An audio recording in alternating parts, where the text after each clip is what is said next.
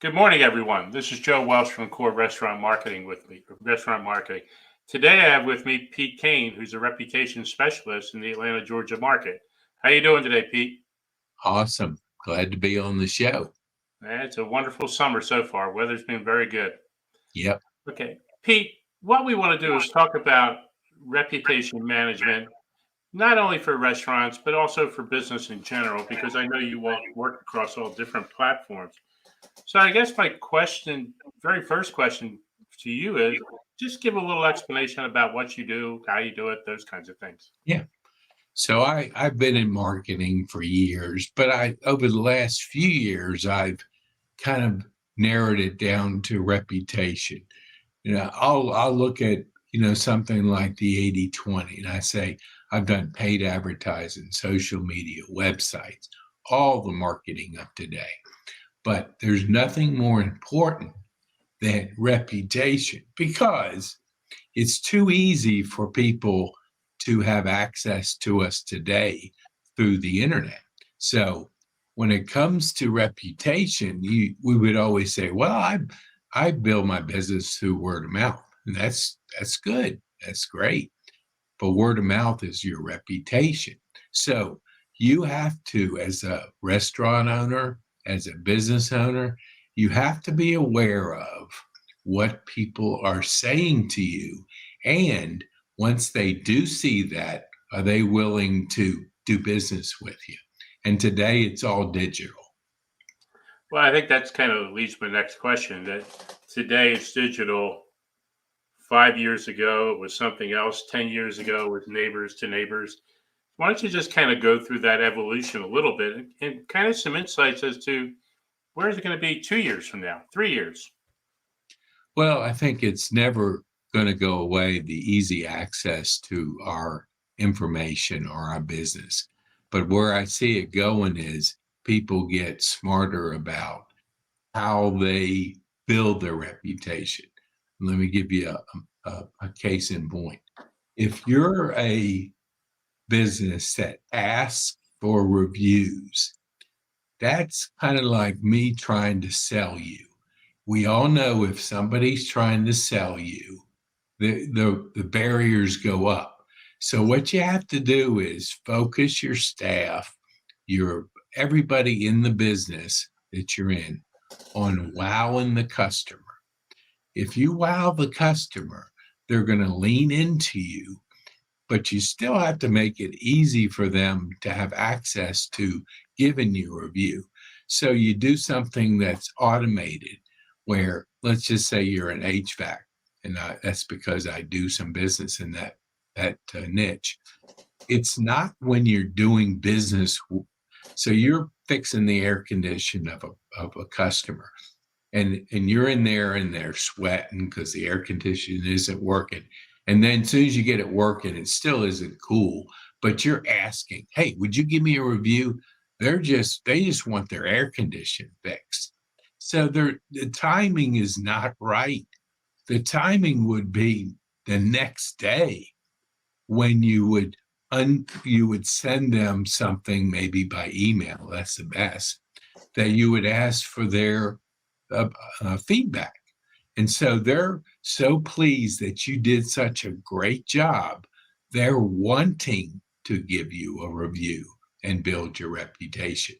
So when you ask and how you ask, I mean, I'm not saying ask, how you deliver the request.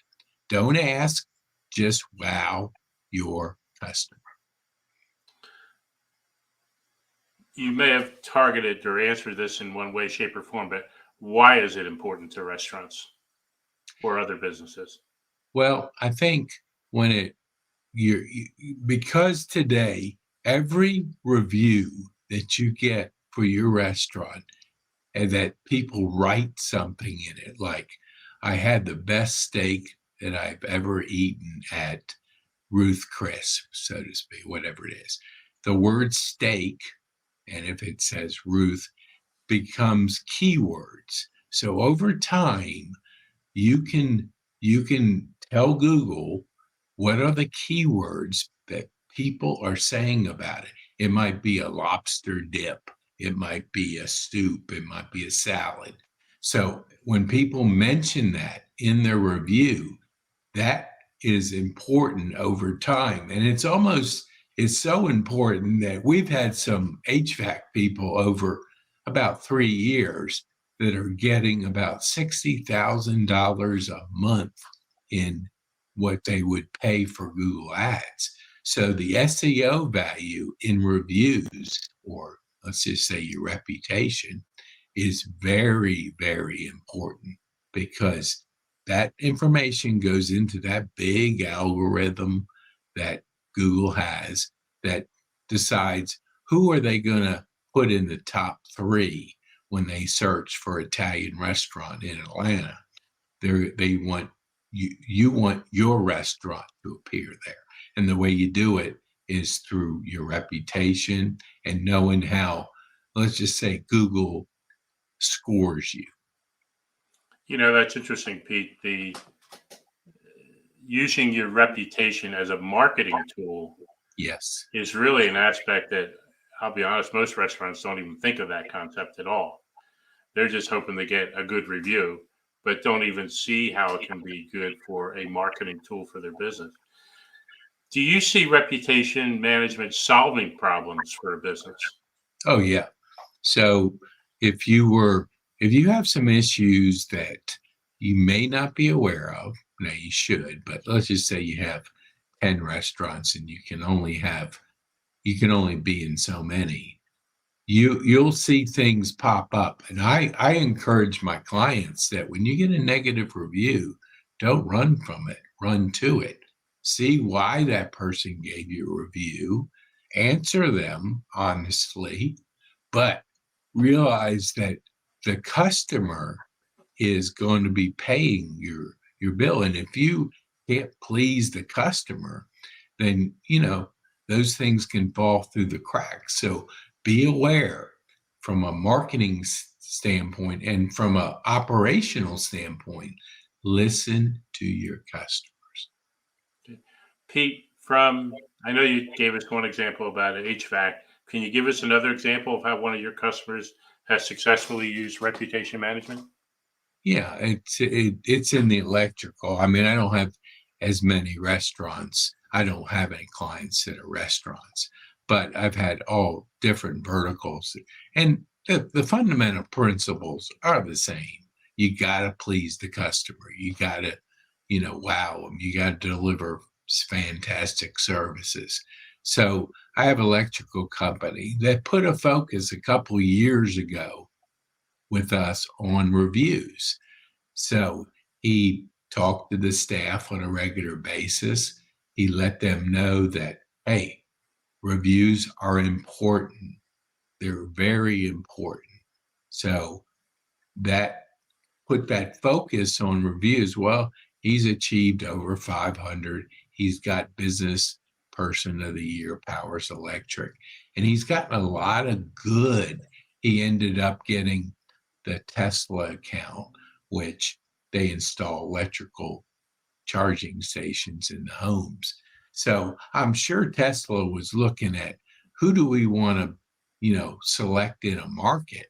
Now, when you look at a company, though, besides talking to the business, you're looking at their reviews.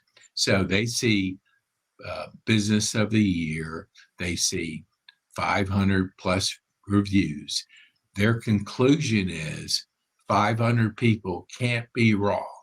So if we're going to select somebody and attach the Tesla name to this business, somebody that has those kind of reviews is a good choice. So that's an example of just how somebody put a focus on reviews. I have a client. In this particular case, I used reputation management as a training tool Mm-hmm. because his overall review score was hovering around a 3.8, something of that nature, Yeah. and just couldn't figure out how to get it higher. So we went in and looked at a lot of the keywords that were mentioned throughout the process. Yep. And one of the things that we found out was that for food, he was getting a 4.2 rating.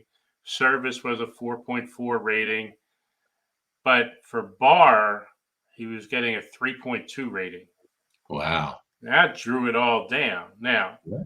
when you look at the situation and recognize that, okay, he's in a he's created a more restaurant in an old train station. And it's a really unique venue, very large bar. But what we found out through looking at the reviews that the hours of around 5 o'clock, he only had one person staffing the bar. Oof. And the bar was right down the street from the county courthouse. So it was a lot of attorneys and things of that going there. So I said, this is where your negative reviews are coming from. Let's Yep. address that problem. And we did. And then the review scores went up. He got up above a 4. He got to where he needed to be with reviews. So it worked out very, very well for his business. So it can be used as a marketing tool, a training tool, Yeah. Totally. a lot of different things, but it's a good tool, reputation management.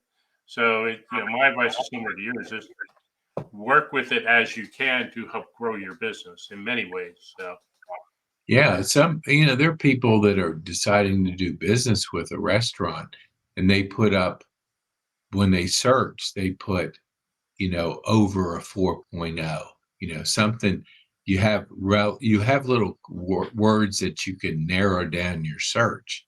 So yeah, most relevant, newest, if you're a business, a restaurant, and you say, well, okay, I've reached 200 reviews, I'm good. And it's been 90 days since you've gotten a review. That's not good. You want them on a regular basis because it now says on Google new. So meaning it came in a relatively short period of time. So be aware that don't don't take the pedal off, don't take your foot off the pedal. Keep working on your reputation. yeah. Actually, I have one client I'm doing that with right now. Her overall scores are good, but I go back, okay, last 90 days, and Yeah. they've dropped significantly. And in her case, it's indicative of staffing issues. Yep. So Which is a a lot of challenge. different elements go into make all that. Yeah, totally. Well, Pete, I appreciate the time you took this morning Yeah. helping us understand different views on reputation management, because I personally don't think that restaurants put enough effort into that. They just feel, oh, I got a good score, but don't really realize how to maximize that. So I appreciate the time that you've taken here with our customers to help them understand that. So Yeah. Oh, um, absolutely. Glad to be here. wish you the best of a good weekend coming ahead, and good luck with your business down there. Okay. Thank you so much, Joe. All right. Have an Take care, awesome day. Pete. See you. Okay. Bye now.